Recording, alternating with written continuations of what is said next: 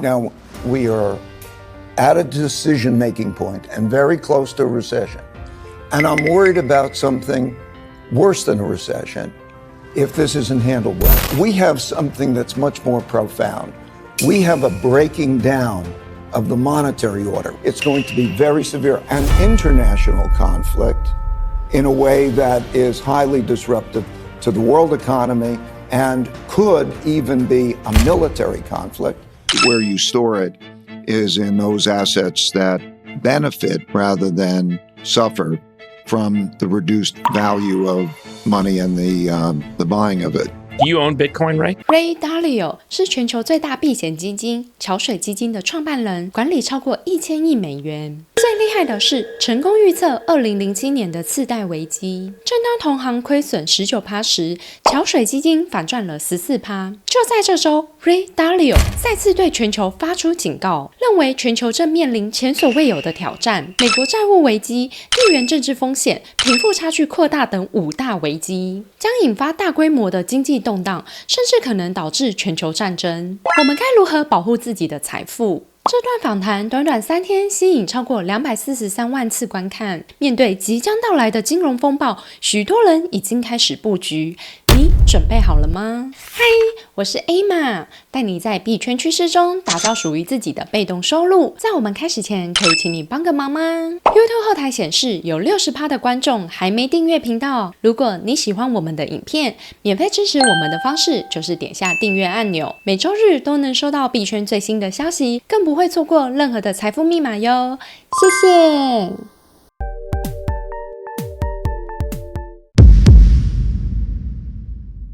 You consider yourself to be apolitical, and you say that the tariff problem is a symptom of a much greater problem. What do you mean by that? There's a financial problem. There's an imbalance problem. There are basically 5 big forces through history that drive everything. First, there's the money, credit, debt, economic cycle, in which there's a building up of debt in a cyclical way that becomes too large, and we're going to have problems. We're going to have a government debt problem. Maybe we can get into this. The second big force through time is the internal conflict force. The left and the right, differences in wealth and values causing a conflict that we're seeing it changing our political order. So the first is changing our monetary order.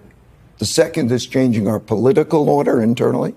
And then the third is the great world order, how countries deal with each other. When there's a rising power challenging an existing power, and now we are going from multilateralism, which is largely an American world order type of thing, to a unilateral world order in which there's great conflict.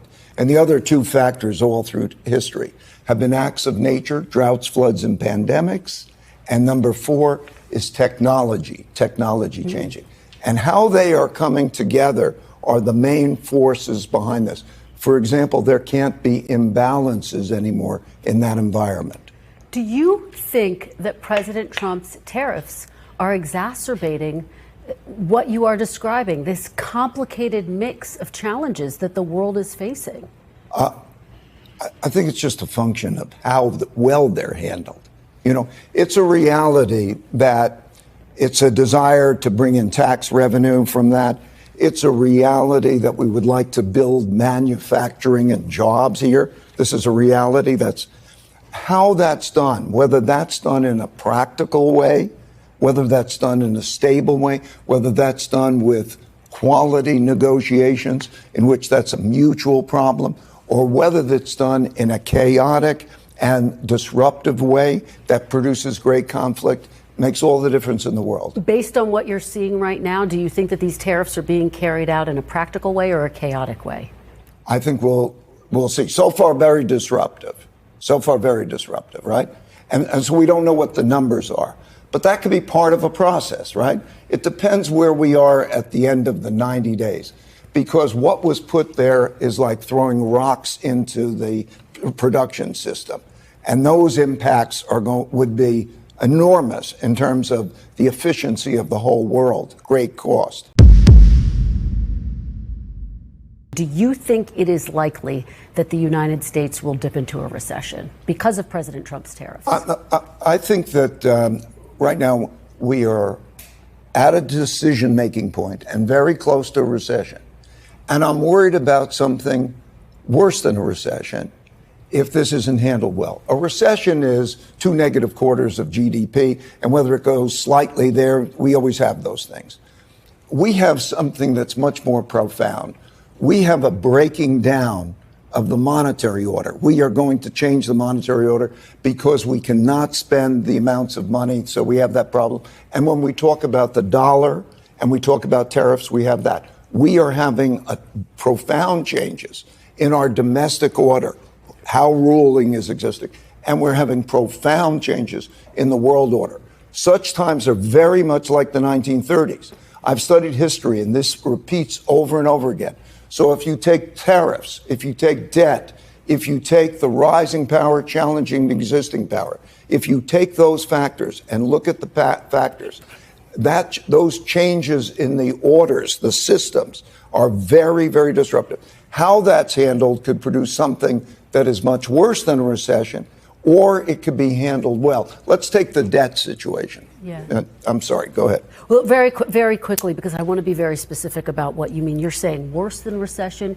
You're saying this is reminiscent of the 1930s. We should tell our viewers you correctly predicted the 2008 financial crisis. What is your prediction for where the country is headed right now? Right now, we're at a juncture. Let's take the budget. If the budget deficit can be reduced to 3% of GDP, it will be about 7% if things are not changed. If it could be reduced to about 3% of GDP, and these trade deficits and so on are managed in the right way, this could all be managed very well. I believe that members of Congress should take the pledge, what I call the 3% pledge, that in one way or another, that they will get that budget deficit down to that number. If they don't, we're going to have a supply-demand problem for debt at the same time as we have these other problems. And the results of that will be worse than a normal recession. So, and just to follow up on that point, worse than a recession, you're talking about the 1930s. What specifically are you warning of? Are you saying that it could be as bad as a depression? What's your biggest fear? The value of money. What is a storehold of wealth? That is a bond. In other words, one man's debt is another man's assets, bondholders. And so we're going to be in a situation where if that storehold of wealth is in jeopardy because there's too much supply and demand and so on, and we have a monetary inflation, we will have great disruptions. And that could be like the breakdown of the monetary system in 71. It could be like 2008. It's going to be very severe. I think it could be more severe than those if these other matters simultaneously occur.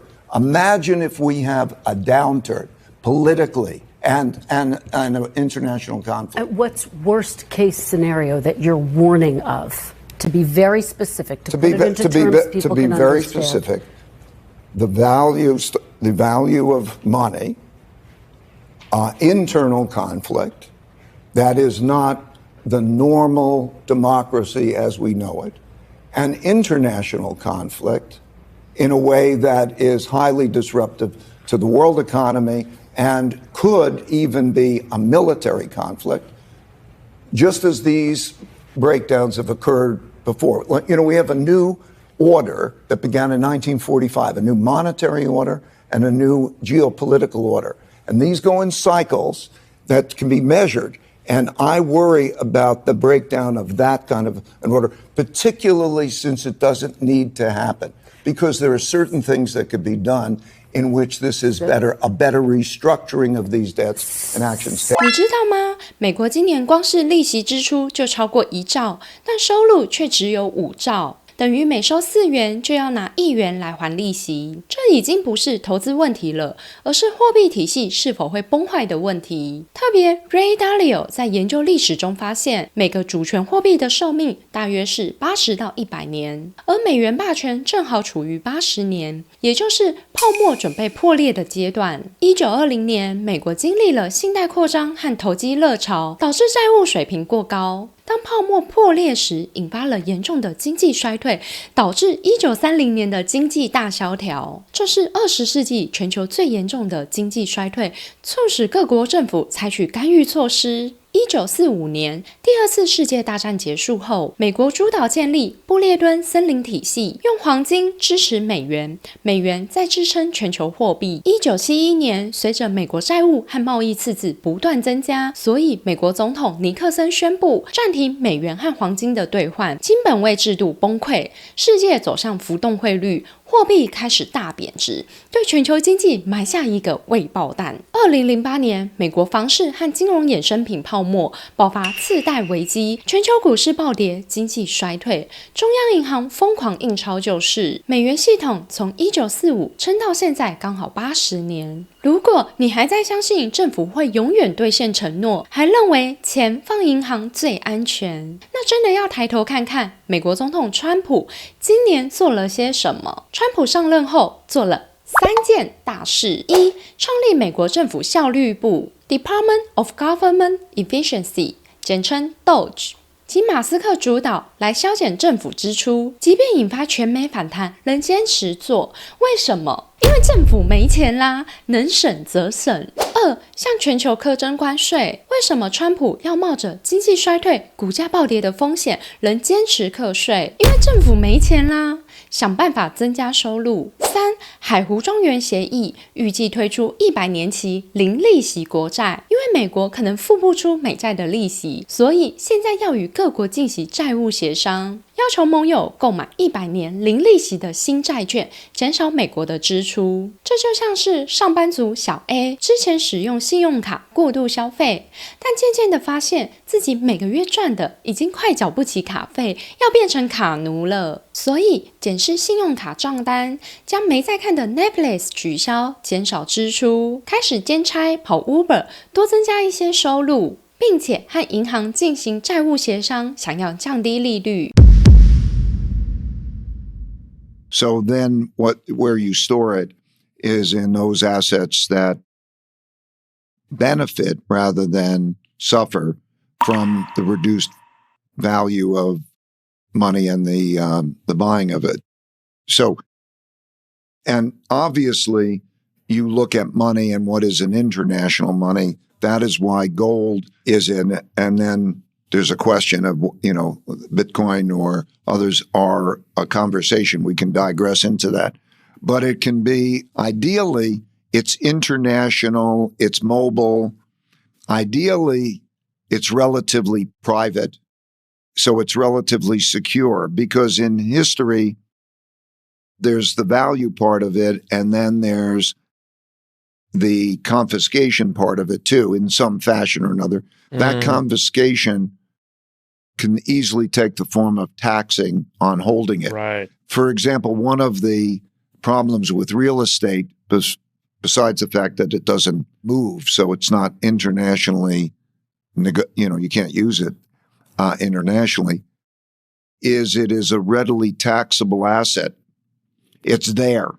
It's there. And therefore they're going to get you, they won't take it and you can get it. So we have to understand that taxes and confiscations are one and the same. 如果你不想哪天醒来发现台币贬值、美元贬值、股价暴跌，努力一辈子的资产因为国家经济问题什么都没了，那现在就是最后准备的时机。但是新手该怎么投资币圈更安全？所以今天我想把最新写的这本书自由免费的送给你，浓缩我投资币圈4年来暴富到8位数，又赔了90%，直到现在稳定获利的投资秘密。新手该如何投资币圈赚钱？分享安全又快速的3大步骤，并且准备常见的50个币圈专有名词，帮助你轻松理解市场，从此远离诈骗。你可以在资讯栏的第1条链接中免费领取自由。这不仅是一本投资币圈指南，而是我如何从每天工作12小时的上班族，透过币圈成功开除老板，每天睡到自然醒的翻身经历。如果今天你错过领取自由的机会，那明天势必要用时间、金钱和精力去换取这些经验，这样不是很累吗？而且只要按照书中的步骤投资，不仅达成分散风险，更能在30天帮自己增加一份投资收入。来自台湾、杜拜、香港等超过60位上班族们都已经达成了。下一位远离危机、安全投资的人，会是你吗？What about commodities and how do commodity markets do? Non-gold, is there a difference in commodity markets, hard, soft, etc.? It's so interesting. I've studied history and of course I've been through a bunch of these like the 70s. Commodities, ideally also those that might do well if the economy doesn't do well, because you're dealing also with the inflation environment, are always gone to. You don't want economically sensitive commodities as much, but sometimes maybe the economy will do pretty well, but usually it doesn't. But in the Weimar Republic, give an example, rocks were used as storehold of wealth. Now that sounds really funny, but they were considered building ingredients. In other words, the rocks were used to build things with, and so they would store the money in rocks. But any asset. I should go store a bunch of GPU chips in my garage, H100s from NVIDIA. Except technology devalues them. The new technology devalues them, right? So that's the question. What is it? It is those things that can't be devalued. Commodities, by the way, in real terms, all commodities, every single commodity, in real terms over long periods of time have declined because of productivity.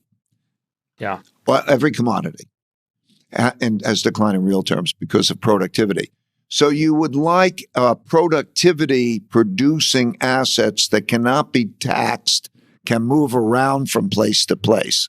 So equities of a certain type tend to do that. That's why currency depreciations are associated with that combination of things: currency depreciation, lowering interest rates, and producing money causes equity assets to go up, not necessarily in real terms. Like in the 70s, they didn't go up in real terms, they went down in real terms.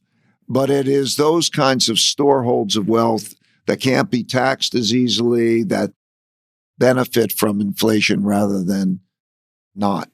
Right. Okay.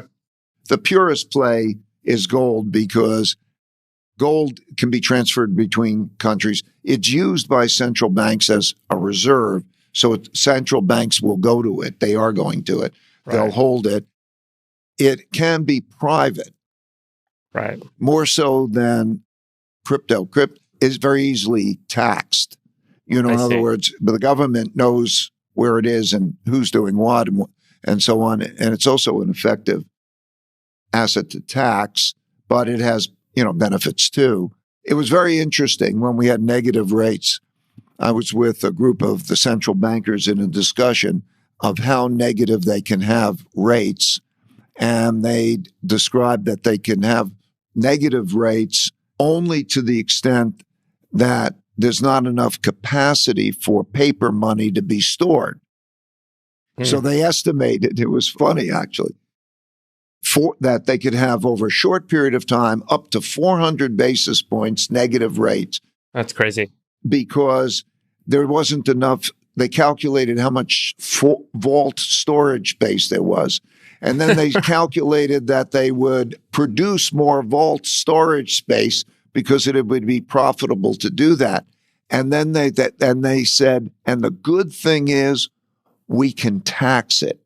Okay? Yeah. Because if you have a digital currency, you can tax it. Yeah. Do you own Bitcoin, Ray? Yeah, I have some. 如果你正兴冲冲要去买比特币，我要先拉住你，因为买比特币不会立刻赚钱，而是一种分散风险的手段。我投资币圈4年来，曾历经比特币从6.9万，在短短1年暴跌到1.5万，超过75%的跌幅。看到许多人兴奋进来投资，赔钱痛苦离场，根本的原因就是没有清楚自己的投资目标。难道投资币圈一定要面临高达70%的跌幅才能赚钱吗？有没有什么低风险的投资机会呢？还真的有，而且比你想的更简单。透过放贷，将资金借给交易员，每天就能赚到稳定的利息，报酬率高于股票和房地产，但风险远低于直接投资比特币交易合约。再也不用担心晚上睡觉时手机通知币价暴跌亏钱，而是每天早上起床时账户就自动多了一笔收入。在关税大战时，一早我收到学员讯息，我觉得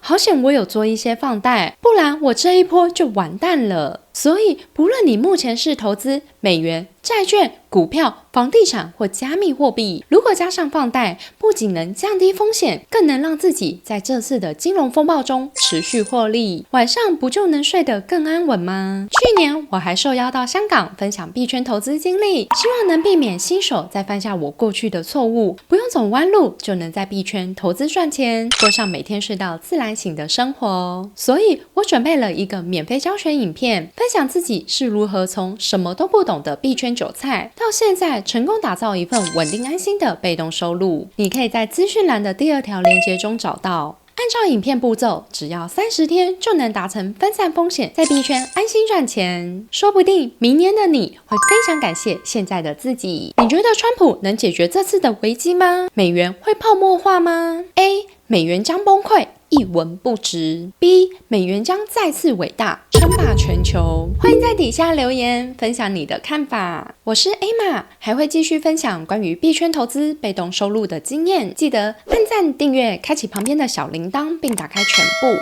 还有 follow 我的 IG 哦，那你就不会错过这些知识了。我们下周见，拜拜。